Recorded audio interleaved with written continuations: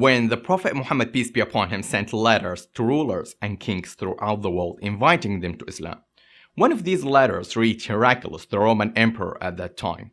When Heraclius received and read this letter, he called some of the Arabs to ask them about the Prophet Muhammad.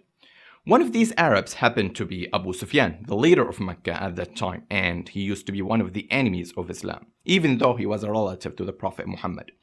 And when these Arabs stood in front of Heraclius,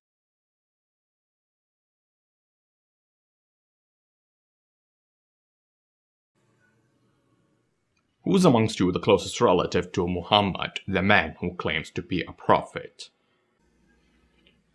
"I am the closest relative to him." "I'm gonna ask him about that man who claims to be a prophet, and I want you to stand behind him.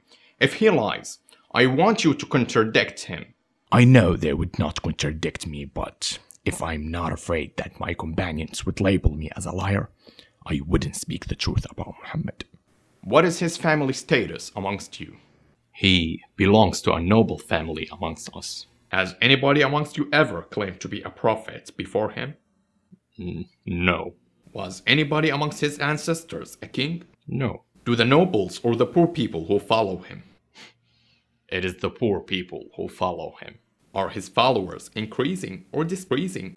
"They are increasing." "Does anybody amongst those who embrace his religion become displeased and renounce the religion afterwards?"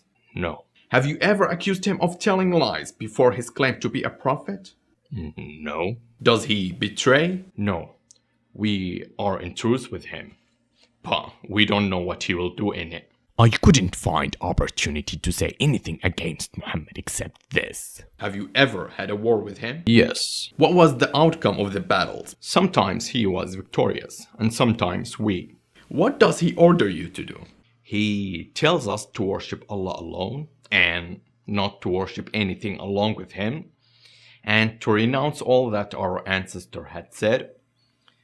He orders us to pray, to speak the truth, to be chaste, and keep up the ties with our relatives."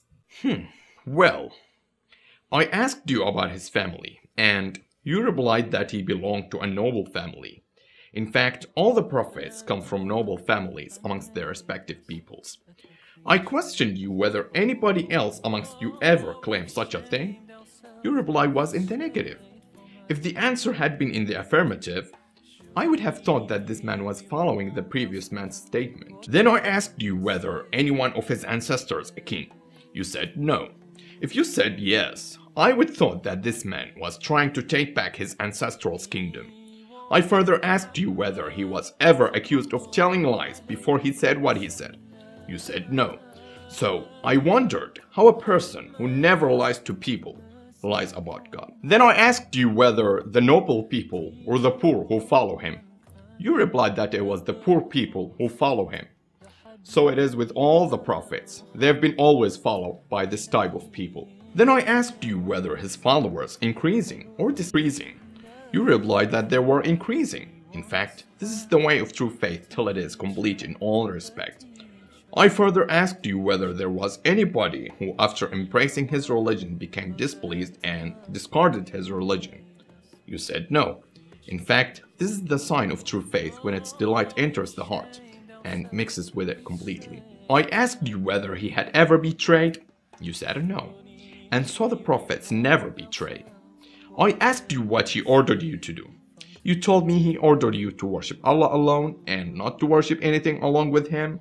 He forbade you to worship idols. He told you to pray, to speak the truth, and to be chaste. If what you have said is true, he would very soon occupy this place underneath my feet.